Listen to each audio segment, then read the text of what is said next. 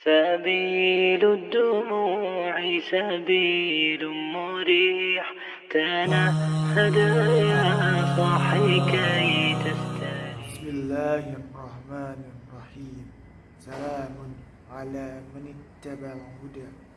أحييكم تحية إسلامية خير تحية في العالم تحية يا سلام.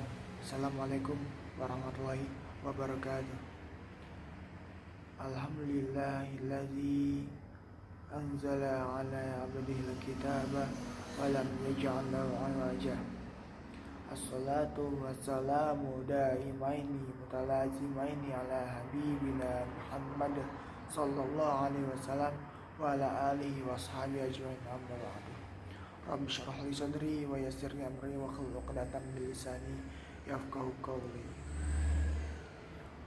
Allahumma faqihna fid din, Allahumma faqihna fid din, Allahumma faqihna fid din. Rabbana zidna ilman warzuqna fahman. Teman-teman yang dirahmati Allah Subhanahu wa taala. Maaf ya, sedikit berisik, ini di samping jalan. Ya. Teman-teman yang dirahmati Allah Subhanahu wa taala, alhamdulillahnya qadarullah kita dapat sama-sama untuk merecharge iman kita lagi, sama-sama untuk berubah menjadi pribadi yang lebih baik lagi, sama-sama untuk memperbaiki diri lagi. Banyak orang di luar sana yang pengen seperti ini, tapi qadarullahnya mereka nggak bisa untuk melakukan hal itu. Banyak orang di luar sana yang bisa seperti ini, tapi Allah nggak memberikan hidayah pada mereka. Makanya di antara miliaran umat manusia di dunia, kita termasuk orang-orang yang terpilih karena Allah masih memberikan kita hidayah, juga kesempatan bagi diri kita untuk melakukan hal ini, untuk sama-sama memperbaiki diri kita lagi. Ya. Kata Nabi, siapa yang Allah kehendaki kebaikan pada dirinya, Allah akan memberinya pemahaman tentang agama. Salah satunya kayak gini, maksudnya Allah memudahkan kita untuk mencari pemahaman tentang agama. Berarti Allah menginginkan kebaikan bagi diri kita. Ya. Balik lagi teman-teman yang dirahmati Allah Subhanahu wa taala, dalam mengarungi perjalanan lika-liku kehidupan. Kita bukan hal yang baru. Kita udah pernah ke kanan ke kiri, melawan diri kita sendiri, hingga sampai suatu saat kita pada puncaknya kita benar-benar hilang arah. Maka dari itu kita perlu untuk kembali meluruskan jalan kita, kembali mengambil jalan yang lurus lagi, kembali untuk mentajdi dunia lagi. Kita perlu untuk terus muhasabah diri, mengingat semuanya, menghitung-hitung semua kesalahan kita. Gak ada orang yang lebih tahu diri kita kecuali diri kita sendiri dan Allah Subhanahu wa taala. Ya. Maka dari itu, kalau misalkan kita nggak pandai untuk muhasabah diri, lantas siapa lagi yang akan mencegah kita dari keterpurukan, dari kehancuran, dari lembah yang namanya kebinasaan. Teman-teman yang dirahmati Allah Subhanahu wa taala, ketika Allah menegur kita dengan sebuah musibah, dengan sebuah hukuman, itu tandanya Allah masih sayang pada kita. Kenapa? Karena kalau Allah udah benci pada suatu orang, Allah gak bakal lagi menghukum, tapi Allah istidraj, kasih istidraj. Apa istidraj? Itu diangkat setinggi-tingginya, lalu dijatuhkan sejatuh-jatuhnya. Ketika misalkan ya kita ngelakuin banyak salah, banyak dosa setiap harinya, tapi ternyata kenikmatan kita malah makin bertambah gitu. Bukannya yang ada dihukum, tapi kenapa kok kenikmatan mulai bertambah? Nah, itu harus curiga. Ketika ada orang yang jelas-jelas melakukan kesalahan, lalu ternyata nikmatnya makin bertambah, itu akan dijatuhkan oleh Allah sejatuh-jatuhnya, sepuruk-puruknya gitu. Maka dari itu, ya teman-teman yang dirahmati Allah Subhanahu wa taala, kenapa sih Allah menghukum kita? Karena Allah masih sayang sama kita. Lihat Firaun, ya, dijatuhkan sejatuh-jatuhnya, diazab seazab-azabnya.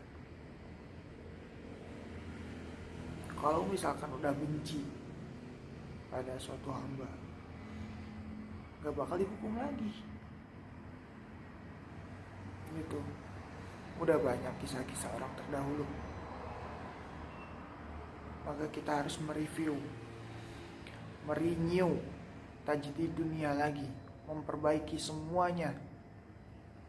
Ya, teman-teman yang dirahmati Allah Subhanahu wa taala, sesungguhnya teman kita yang paling dekat, yang selalu ada buat kita, yang selalu nemenin kita, yang selalu ngedengerin keluh kesah kita, curahan hati kita, itu adalah Allah yang Maha Kuasa. Sesungguhnya Allah itu ada, bahkan lebih dekat daripada urat nadi. Ya, Allah itu lebih dekat. Ud'uni astajib lakum, kata Allah. Minta doa sama saya kabulin. Saya kabulin, minta kasih. Gak harus kita mintanya di masjid, gak harus kita mintanya waktu sholat, walaupun itu lebih afdol. Tapi kata Allah apa? Ud'uni astajib lakum, minta saya kasih. Itu kisahnya tuh, ada seorang Arab Badui yang bertanya kepada Nabi Muhammad, wahai Nabi, Allah itu jauh apa dekat? Sehingga kita harus mengeraskan suara kita untuk meminta kepada Allah, atau gak usah karena Allah itu dekat? Nabi Muhammad gak langsung jawab, karena takut salah, dan itu berhubungan langsung dengan Allah. Biasanya kalau Nabi gak langsung jawab, Nabi gak mau ngambil resiko gitu. Nabi gak mau ambil resiko tanpa ada bimbingan dari Allah. Nah, Nabi nggak langsung jawab karena emang belum ada jawabannya dari Allah, dan Allah sendiri yang ngomong gitu.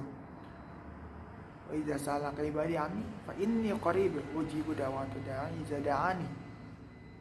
Gitu. Ya.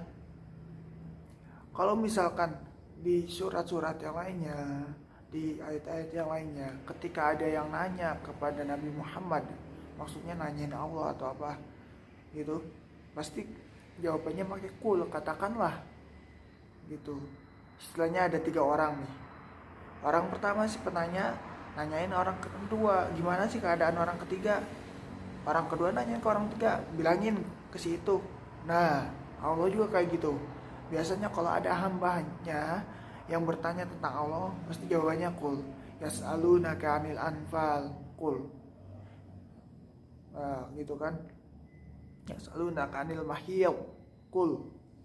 Tapi kalau ketika doa, idza sa'alaka 'ibadi anni fa inni qarib ujibu da'watad da'i idza da'ani. Allah langsung ngomong sendiri ke hambanya, gak pakai perantara sang nabi. Ya, uzinakum wa iyaya bitaqwa. Mungkin cukup di sini dulu. Las biasa minkum wa khairum minkum. Wabillahi taufiq wal hidayah. Wassalamualaikum warahmatullahi wabarakatuh. سبيل الدموع سبيل مريح تنهد